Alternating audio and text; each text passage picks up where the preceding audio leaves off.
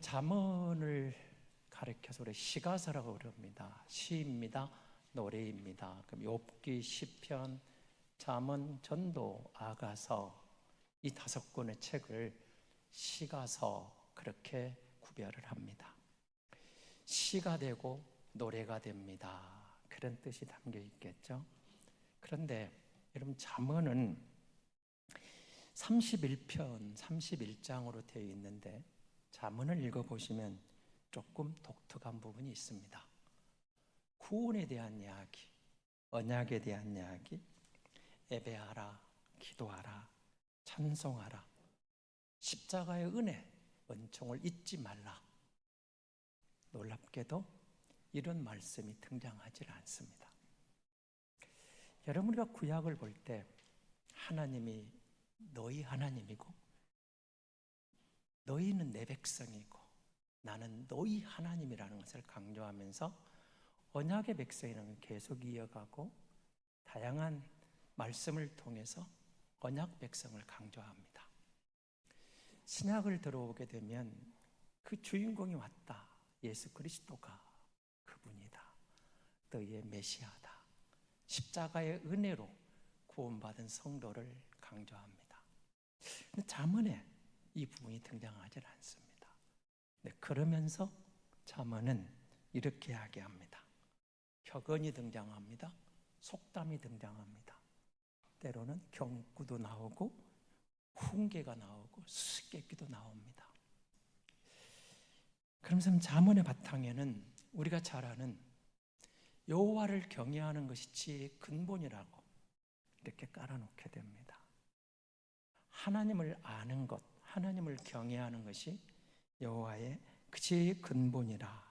그러면서 아까 말한 구원에 대한 이야기, 언약에 대한 이야기가 생략되었다는 말 속에는 우리가 어떻게 믿을 것인가를 잠언이 다루지 않습니다.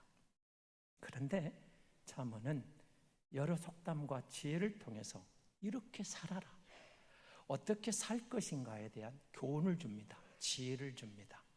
그래서 여러분, 잠언은 우리에게 지혜의 책으로 알려진 말씀입니다. 오늘 말씀을 보시면 이렇게 이야기합니다. 6절을 한번 보십시오.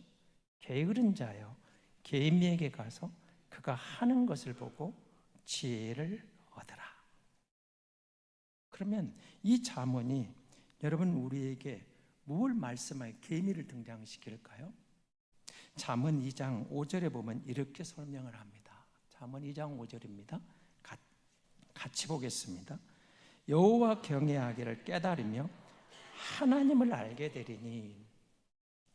앞부분 여러분 잠언을 읽어보면 지혜에 대한 이야기를 쭉 언급을 합니다. 그 지혜가 하나님을 알게 된다고, 하나님을 깨닫게 하는데 여호와를 경외하며 어떻게 하나님을 의지하여 살 것인가, 하나님을 경외하는 것을 깨닫게 하고 하나님을 알게 되는 지혜가 잠언에 담겨 있다는 거예요. 그러면서 2장 8절은 이렇게 이야기합니다. 같이 보겠습니다. 대저 그는 정의의 길을 보호하시며 그의 성도들의 길을 보존하려 하심이니라.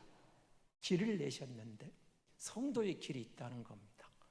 자기 백성의 길, 어떻게 살 것인가, 그 길을 가는 사람들에게 이제 계미를 가져오는 겁니다. 여러분, 오늘 주인공은 계미입니다. 그런데 계미에게 가서 지혜를 배우라고 합니다. 좀 자존심이 상하기도 합니다.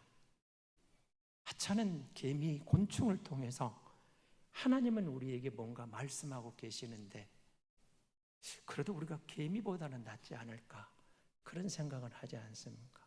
내가 아무리 힘들고 어려워도, 조금 인생이 고달픈 순간에도 우리가 아무리 그래도 개미보다는 낫지 않을까, 그런 생각은 갖지 않으신가요?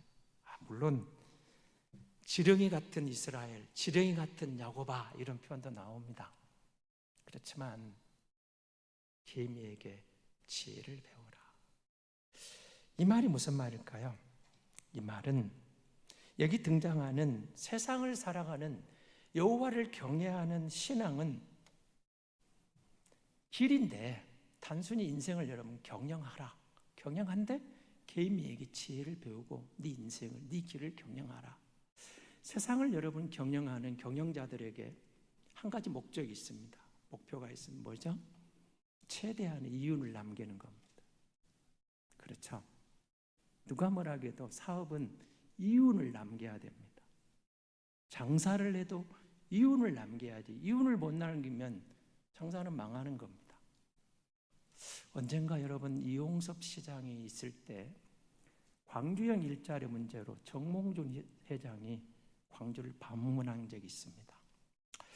그분이 가면서 이런 말하고는 저는 다른 건 다 기억이 안 나고요. 한 가지 딱 기억나는 게 있습니다. 광주에 현대자동차를 좀 더 많이 공장을 해서 광주형 일자리로 젊은이들을 많이 일할 자리를 좀 만들어 달라는 게 시장과 광주 시민의 바람이었겠죠. 그분이 떠나면서 했던 말이 저는 이것만 기억이 납니다. 저는 자선사업가가 아닙니다. 상당히 뼈 있는 말이거든요. 나는 사업가지 자선사업가가 아닙니다.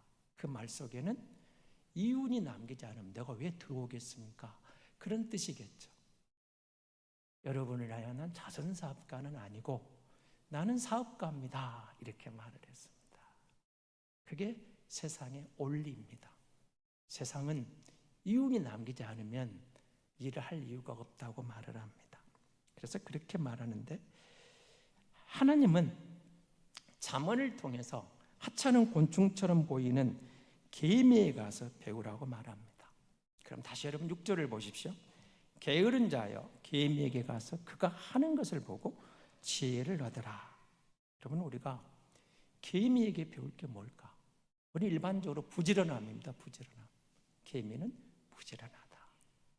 이 이야기를 하게 되죠. 그런데 여러분 개미가 그 이상의 주는 의미가 있습니다.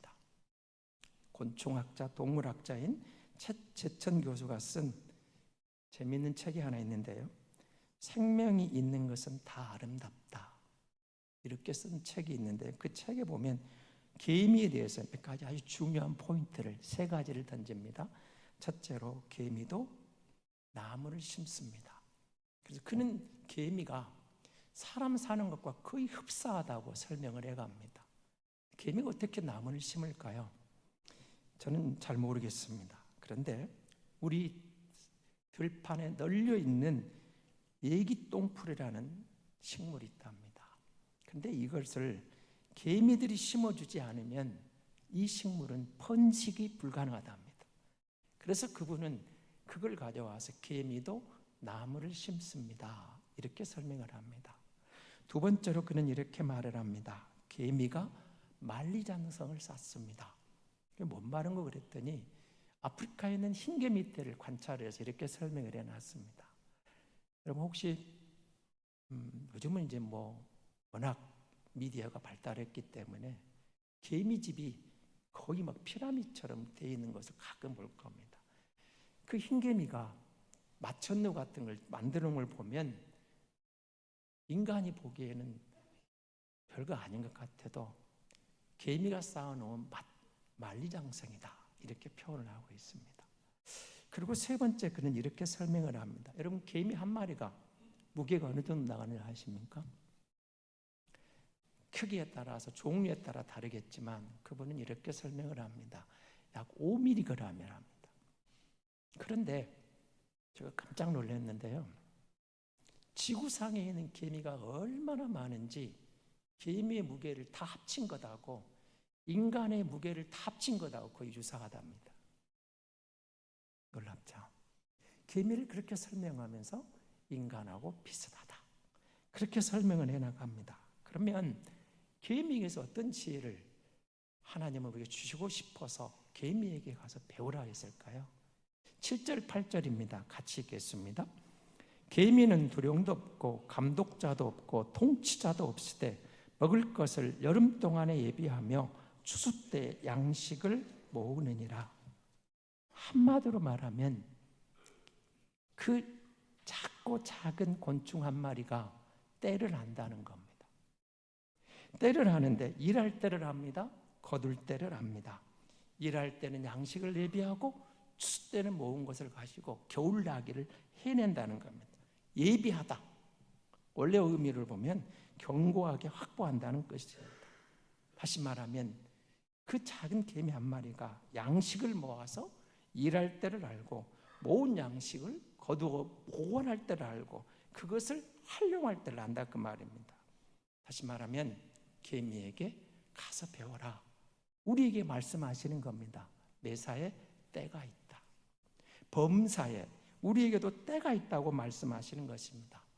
시간은 금이라는 말을 우리 잘 알고 있는데요. 어떻게 사느냐 문제에 대해서 때를 알라. 그러면서 개미의 지혜를 다시 이렇게 말합니다. 개미에게 지혜를 배우라. 그 지혜를 얻어라. 여러분 언뜻 보기에는 게으르지 말라 그럴 것 같은데 물론 그런 뜻도 있습니다. 그러나 거기에 머물러 버리면 단순히 도덕적인 기준에 불과합니다. 그런데 본문에서는 더 넘어갑니다. 더 깊은 의미로 달려갑니다.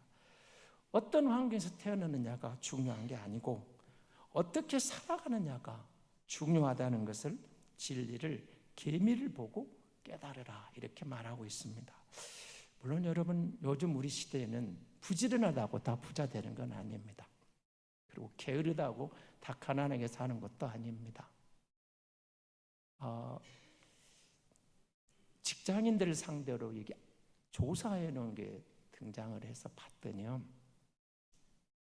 워킹 푸어라는 말 들어보셨습니까? 직장인들이 이렇게 생각하는 사람이 많다는 겁니다. 나는 죽어라고 일해도 열심히 일해도 나는 가난을 못 벗어난다. 이렇게 생각하는 사람들이 워킹 푸어족이라고 그럽니다. 그런데 놀랍게도 대한민국 직장인들 10명 중에 8명이 그런 생각을 갖고 있다는 통계가 나왔습니다. 놀랍죠? 나는 죽으라고 부지런히 일을 해도 가난을 벗어날 수가 없다. 안타까운 일이죠. 어쩌면 이런 이유가 우리 젊은 세대가 결혼을 안 하고 결혼을 해도 아이를 안 낳는 말도 안 되는 일로 좀 벌어지고 있는 현상이지 않은가 안타깝기도 하고 아쉽기도 합니다. 그렇게 이야기를 합니다. 부지런히 일해도 가난을 벗어날 길이 없다. 그래서 평생 일해도 집 한 채 제대로 못 마련할 바에야 자식도 안 낳겠다. 애들도 안 낳겠다. 나만 잘 살다 가자.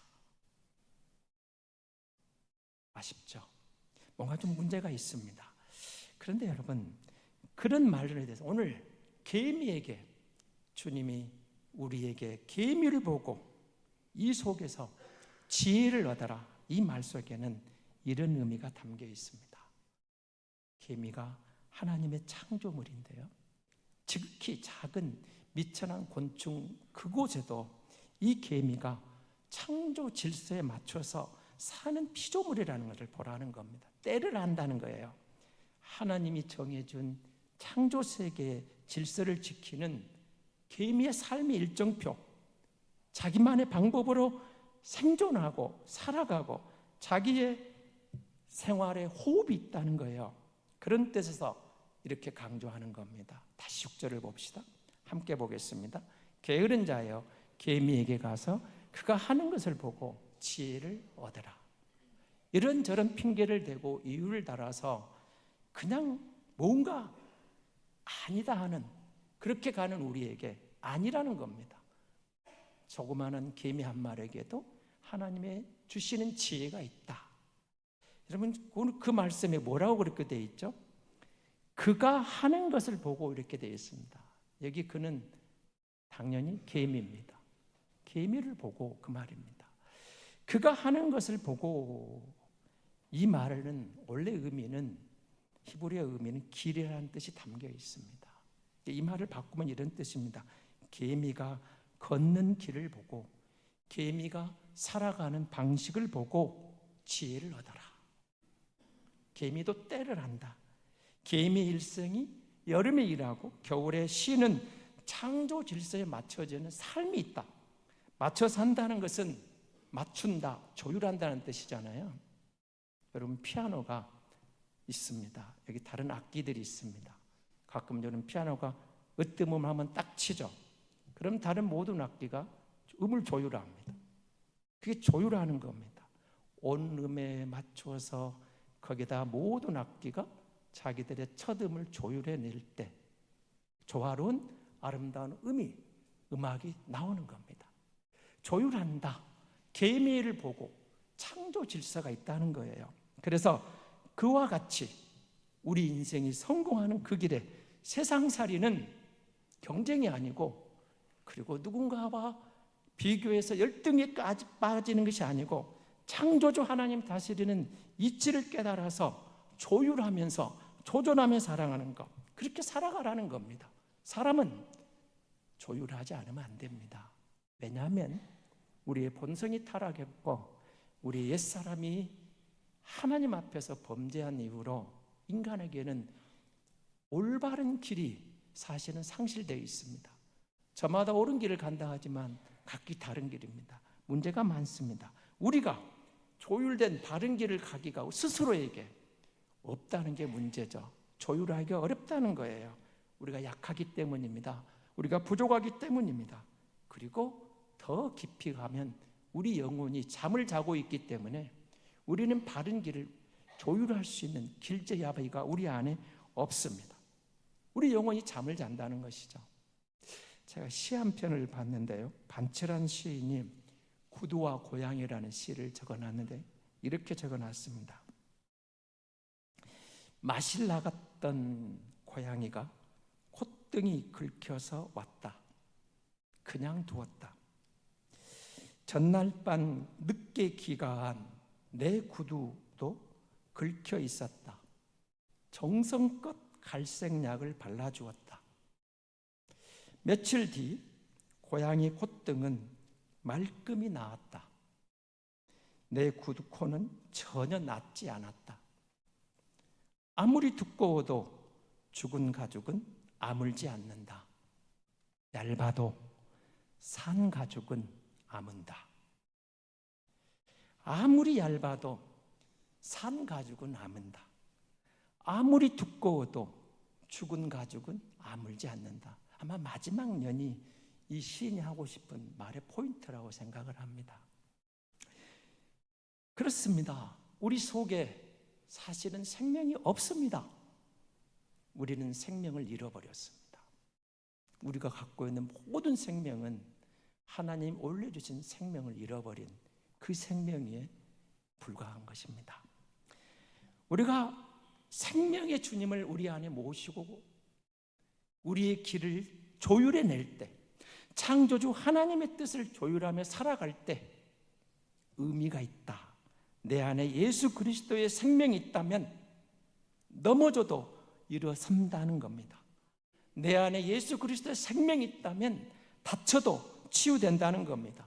내 안에 예수 그리스도의 생명이 있다면 예수님이 일할 때 우리 안에 놀라운 은혜로 치유와 회복이 일어난다라고 바울은 그래서 이 부분을 이렇게 고린도후서 4장 10절에서 설명합니다. 고린도후서 4장 10절입니다. 같이 보겠습니다. 우리가 항상 예수의 죽음을 몸에 짊어지면 예수의 생명이 또한 우리 몸에 나타나게 하려 함이라. 십자가의 은혜를 함께 짊어졌더니 믿었더니 예수의 생명이 내 안에서 우리 몸에서 나타난다. 그리스도의 생명이 우리 안에 들어왔다는 것입니다. 지금 계미를 통해서 그렇게 말하는 겁니다. 세상은 항상 1등이 되라고 그럽니다. 넘버원이 되라고 그럽니다. 2등은 필요 없다고 그럽니다. 항상 1등만을 알아주는 세상입니다. 경쟁의 대상입니다. 그럼 개미를 보십시오. 개미가 외모가 화려합니까? 등발이 좋습니까? 개미 생김새가 뭐가 있습니까? 환경도 개미가 사는 환경은 사실은 척박한 땅들입니다. 그런 점에서 사실은 개미는 창조주 피조물 세계에서 그렇게 뛰어난 존재가 아닙니다. 그러나 우리더러 눈을 돌려 개미를 보라고 합니다. 주변을 살펴보라고 말합니다. 개미는 곤충이로 피조물 중에 으뜸은 아니지만 넘버원은 아니지만 하나밖에 없는 개미로서의 자신의 삶을 산다는 겁니다. 세상을 그들은 유일하게 독특하게 자신들만의 세계를 하나님이 주신 창조의 원리를 따라 살아가라는 것, 세상은 그렇게 살라고 말합니다. 세상이 아무리 넘버원만을 알아줄 때도, 넘버원만을 기억할 때도 하나님은 계미를 보라고 말합니다. 그렇게 부추겨도 하나님은 우리가 나답게 살기를 원하신다는 겁니다. 비교 대상에 나답게 살기를 원하셨다는 것. 그래서 바울은 에베소서 2장에서 이 부분을 더 분명하게 드러냅니다. 에베소서 2장 10절의 말씀입니다. 우리는 그가 만드신 바라 그리스도 예수 안에서 선한 일을 위하여 지으심을 받은 자니 이 일은 하나님이 전에 예비하사 우리로 그 가운데서 행하게 하려 하심이니라. 굉장히 실감나게 안다고 하시는데요, 제가 세 번역으로 다시 한번 읽어드릴 때가 세 번역을 한번 들어보십시오. 우리는 하나님의 작품입니다. 선한 일을 하시려고 하나님께서 그리스도 예수 안에서 우리를 만드셨습니다. 하나님께서 이렇게 미리 준비하신 것은 우리가 선한 일을 하며 살아가게 하시려는 것입니다. 우리는 하나님의 작품입니다. 기억하십시오. 우리는 하나님의 작품입니다. 누구의 작품이라고요? 하나님의 작품입니다. 누구와 비교하지 말라는 겁니다. 외모를 비교하지 말고 환경을 비교하지 말고 나답게 살아가라는 겁니다. 너답게 살아가라. 계미를 보고 지혜를 얻어라. 계미가 때를 알고 계미가 하나님의 창조하신 뜻을 따라서 분별력 있게 자기의 세계를 살아가는 것을 보라는 겁니다. 그러면 우리 그렇게 말씀하시는 겁니다. 너는 하나님의 작품이고 비교 대상이 아니라고. 우리는 사실은 쌍둥이끼리도 비교합니다. 쌍둥이도 다릅니다. 김창욱 씨인가 그 프로그램에 보니까 쌍둥이가 등장하는 말 중에 그게 있더라고요. 김재동이던가요? 네, 잘 헷갈리는데요. 이렇게 말을 합니다. 일란성 쌍둥이인데 둘째가 하는 말이 이렇습니다. 사람들이 언니만 이쁘다고 합니다. 여러분, 일란성 쌍둥이가 아닙니다. 일란성 쌍둥이입니다. 사람들이 언니만 이쁘다 하니까 자기는 많이 자존심이 상한다는 거예요. 하나님은 계미에 가서 지혜를 배우라 이렇게 말하는 겁니다. 누가 뭐라 해도 너는 내가 만들었고 너는 너대로 아름답다. 그런데 문제가 있죠. 우리가 타락한 존재가 되어서 우리 안에 원래 올바른 진리가, 올바른 길이 없었다는 겁니다. 그래서 성경은 계미를 통해서 창조 질서를 따라 살아가는 계미를 보고 우리가 그걸 회복하는 길, 예수 그리스도 십자가의 은혜를 설명해 주는 거죠. 예수를 믿어 우리 안에 그 생명이 들어오고 보면 우리가 예수로 사는 하나님의 창조물로서 나답게 누군가에게 비교하고 환경 탓하지 않고 그답게 그곳에서 나답게 살아가는 길이 있다고. 그것이 우리에게 생명의 길이라고 기억하라는 겁니다. 하나님의 작품입니다. 사람은 진정 그냥 지어진 존재가 아니라 선한 일을 위하여 하나님의 작품으로 만들어졌다. 시처럼 의미가 있다. 작품이다. 나를 다른 사람과 비교하지 말라는 겁니다. 하나님은 우리를 온리 한 사람, 나와 같은 사람 아무도 없습니다. 일란성 쌍둥이도 나와 다릅니다. 그리스도 예수 안에서 우리를 구원하시고 너는 내 백성이라고, 너는 나의 유일한 내 사람이라고 그렇게 말하고 있습니다. 남과 경쟁해서 이기려고 애쓰는 존재가 아니라 하나밖에 없는 하나님의 피조물이로 자신의 삶을 살아나는 존재가 될 수 있다고, 그렇게 살라고 계미를 통해서 말하는 것입니다.